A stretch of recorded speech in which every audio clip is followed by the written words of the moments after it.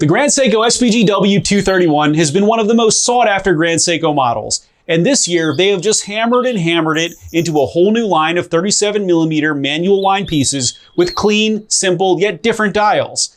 Now we have a USA exclusive edition, which is the SBGW279. It's inspired by the Oruri Songbird, and if you're wondering what an Oruri Songbird is, it's also known as the blue and white Flycatcher, and is a bird with a blue back from head to tail and a white belly. It migrates from Southeast Asia to the mountainous regions of Japan during Rika, which is the seasonal phase that marks the start of summer.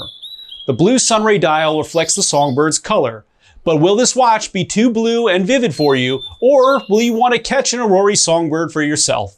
Let's find out.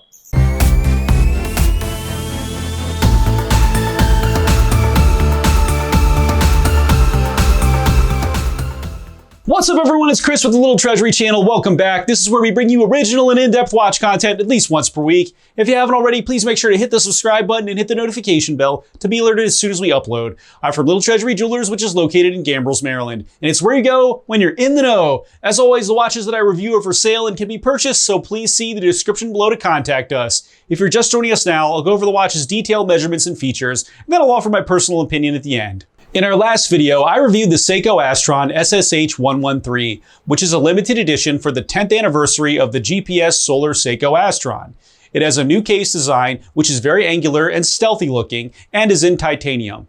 I recommend checking this one out if you are after a fantastic and special travel piece, or just a great lightweight daily wear that you won't have to do anything but put on your wrist. Wrist check time. Today I'm excited to show you my new mesh bracelet for my Omega Seamaster Professional.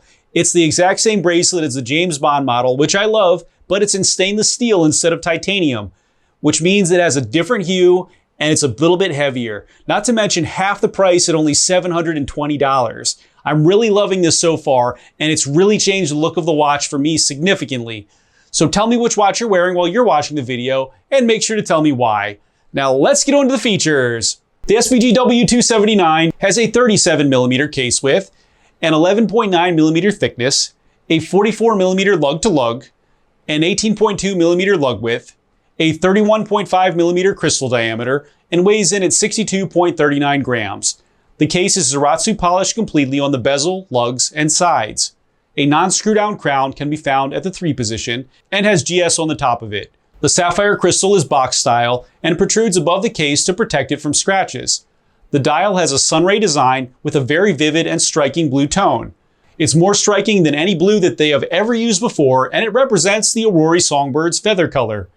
The markers are all beautifully polished and are rectangular, with the double marker at the 12, 3, 6, and 9. Minute ticks can be found in a silvery white tone along the edge of the dial.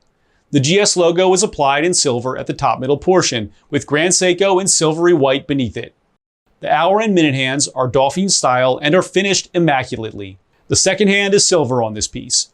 Nothing else can be found on this dial. It is completely minimalist and clean, and of course no lume since the markers will pick up light until it's very dark. The caseback has a sapphire display which allows you to see the 9S64 movement. The SBGW279 uses the 9S64 movement, which is a manual wind. It is accurate to between losing 3 and gaining 5 seconds per day. It has a 72-hour power reserve and beats at 28,800 beats per hour. It has a total of 24 joules. The strap is made out of crocodile with a beautiful tight grain, which signifies that it is very good quality, and it's a mild brown with matching stitching. It has a simple Grand Seiko tang buckle. The SBGW279 is a USA exclusive edition. It's 30-meter water resistant, and it can be yours for $4,600. Now for my personal opinion. So I like the striking blue dial of this piece, and I think it's one of the most vivid options that the SBGW series has without a doubt. This is the most striking blue tone that Grand Seiko has ever used before, and I really like it. The case definitely is on the smaller side at 37mm, and I don't think that it's really my style for my 6.5-inch wrist, but plenty of people really like this size anyway.